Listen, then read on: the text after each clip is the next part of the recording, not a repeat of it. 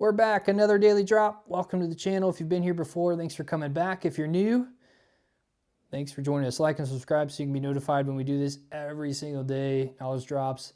It's a great way to spend your time instead of scrolling social media or TikTok or whatever it is you do to waste your time on your lunch break. But today we're going to talk about the high lift jack. It is a polarizing subject. The high lift jack is. And today I think I'm going to try to make a case of why you should consider carrying one, why you should carry one, or I'm going to talk about why I run one. And really it's simple. It's an incredibly multifunctional tool. The high lift jack is. A lot of people might agree with me. A lot of people disagree with me on why I carry it. But there's no denying it's incredibly multifunctional. Some of the uses include winching, lifting, clamping, spreading, hoisting. The individual parts can come apart to make great trail fixes.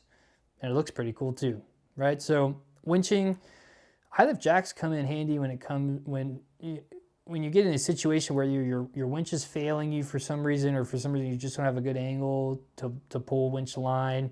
Maybe you're in a tip over rollover situation, or maybe you're towing a trailer, right? A little off-road trailer. High lift jacks can come in really handy. High Lift makes a kit for winching on their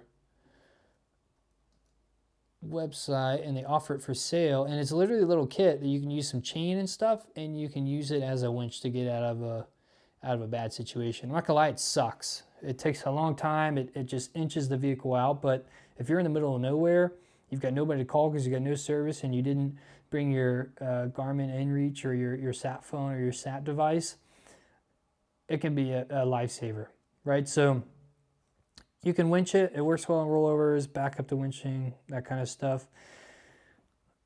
It's also really good at the obvious, what it was really made for, lifting. But it doesn't do everything well when it comes to lifting. I'll dive into that maybe a little later on. But it's really handy for like lifting a corner, a tire, just one tire, and sliding stuff under it to get traction, right? If you're stuck in a hole or something. It does that pretty well. You can shift a vehicle horizontally or laterally, right? So I've seen this done before. It's not the safest thing, but there is a way to mitigate risk when you do this. But lifting the vehicle and then tipping the jack over to shift the vehicle over if you need to get out of ruts or what have you. So it does that. You can break beads with it, right? By lifting the vehicle and positioning the foot where you need to break the bead. So you can break the bead of a tire with it. So it does a ton of different lifting applications. I'm going to talk about maybe lifting applications it doesn't excel at later, but that's what it does well. It clamps stuff really well. I think I mentioned that in my list. You can clamp things together, whether it's for a repair to hold something together. It can also spread things for an emergency situation. If you need to spread a door open or spread something else, you can reverse the jaw on it and use it as a spreader if you have the attachment.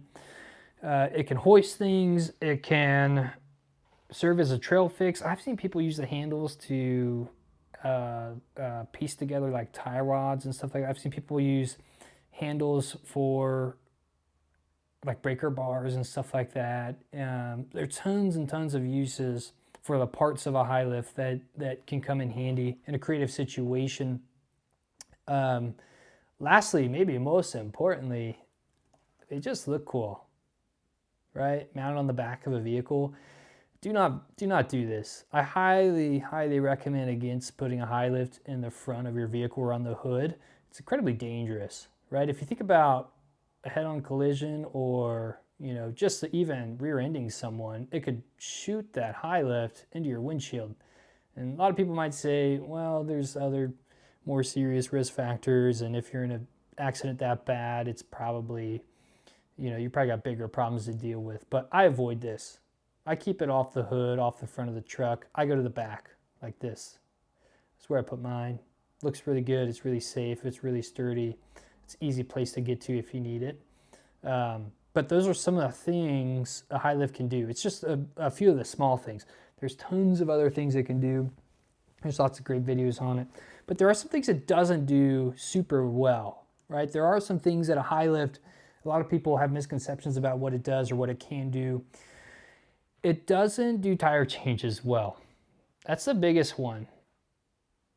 a lot of people buy a high lift, try to jack their vehicle up at the frame or at a rock rail, and then get frustrated because their tire can't lift off the ground, right? You've got a ton of suspension travel in most of the vehicles we travel in, and a high lift cannot safely lift a vehicle high enough to lift a vehicle off the ground, or a tire off the ground. So it doesn't do tire changes well unless you carry a ratchet and you ratchet your axle to your frame. You know, make the axle travel with the frame, and it should work okay for you. But it's still not a super safe way to work under a vehicle. I highly recommend, unless you've got some highly recommend against, unless you have some safeguards in place, working under a vehicle that's lifted by a high lift jack. You shouldn't be under a vehicle often if it's lifted up by a high lift jack. So it doesn't do those kind of situations well. Some other things to know: do not buy one if you're not going to do some of the following. Don't buy one if you're not going to educate yourself. Whether you're taking a class or really diving into some of the blog posts and reputable resources out there that talk about how to use one safely, don't buy one. It takes time to learn how to use one safely and how to use it appropriately. Don't buy a high lift jack if you're not willing to also invest in the accessories.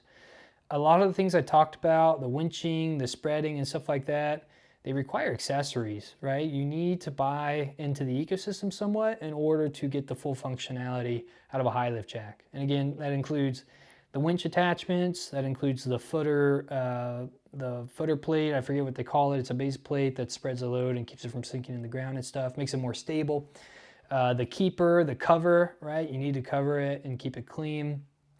All that stuff. They're all separate accessories. They make little hooks that go in your tire, right? So you can lift a corner of the truck, lift a tire to slide stuff under it for traction, right? So there's all kinds of accessories that really you should be ready to invest in when you buy a high lift. And if you're not willing to, I would consider just not buying one. Lastly, don't buy one unless you're willing to service it and protect it. They need to be cared for. They need to be under, well, some people say they should be covered on the ratcheting mechanisms. Some say they don't. The argument is if you cover them, it can trap moisture and make it rust away or corrode away faster. The counter argument to that is it can help keep corrosion off of it, whether that's salt water, that stuff, or road salt. It can keep that off of it, so a cover works, in its benefit. But regardless, they need to be serviced. They need to be inspected. You probably need to practice using it regularly, maybe once or twice a year, to make sure it's in good working order. If you don't do any of those things I just mentioned, the service, the buying the accessories, and educating yourself, it's dangerous. Okay, it's not a tool to mess around with. It can be really dangerous if you don't do those three things. So there are some alternatives if you're not willing to put in the work, or you don't want to accept the risk, because there is risk associated with a high lift jack. Look into bottle jacks. Okay, there's long travel bottle jacks. Clay at SHW 4x4, one of my good friends and colleagues, he uses something from Power Build. I think I can pull it up for you. It's a bottle jack, but it also has a jack stand built into it, which is really, really handy. It's really safe. It makes roadside or trailside repairs really safe and doable, and it's really affordable, 110 bucks. Buy a good bottle jack like this. Okay, if you don't want to do a high lift. A lot of guys like to carry around the Pro Eagles. It's a little gaudy, it's a little too big and bulky for me, right, to be carrying on my truck, but a lot of people will carry these too. They're super safe, and it's like a traditional jack at home. So it's arguably safer, but there's not as many uses for it as like a high lift. There is an ARB jack out there. It's absurdly expensive, maybe for good reason that I don't know about, but it's wicked expensive, and it does one thing. It lifts. Okay, it doesn't do all the stuff that a high lift can do as far as spreading, hoisting, winching. Actually, it looks like they've got a whole article to it. Let's see. Yeah, they go through like all the uses and the specs and stuff like that, capacity. So ARB's out there. There's no denying. I guess it's a well-built unit.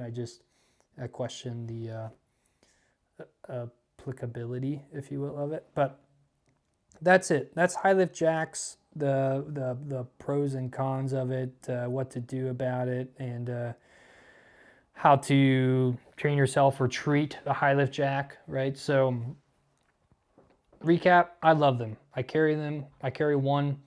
They're incredibly handy in emergency situations, but I spend the time to learn about it. I use them very cautiously and sparingly. But that's all I got on high lift jacks. Would love to hear your thoughts on it, whether you like it or hate it. And I would love to hear what you want to hear next. Tomorrow, I'm going to talk about DIY drawers. Don't miss that one. I build 4 to 5 drawer systems a week. You know, every day I'm pumping one out as far as pre-assembly and stuff. So I've assembled a lot of drawers, and Wes, our owner, has made a lot of drawers also. He's behind all of our designs, SHW Offroad designs. So we know a thing or two about drawers. So we're going to peel away the curtain a little bit, give you some really helpful insights into if you're going to build your own, do it right. So we're going to share with you how we do that. So don't miss that one. DIY drawer tips are tomorrow. Thanks for watching today. Bye-bye.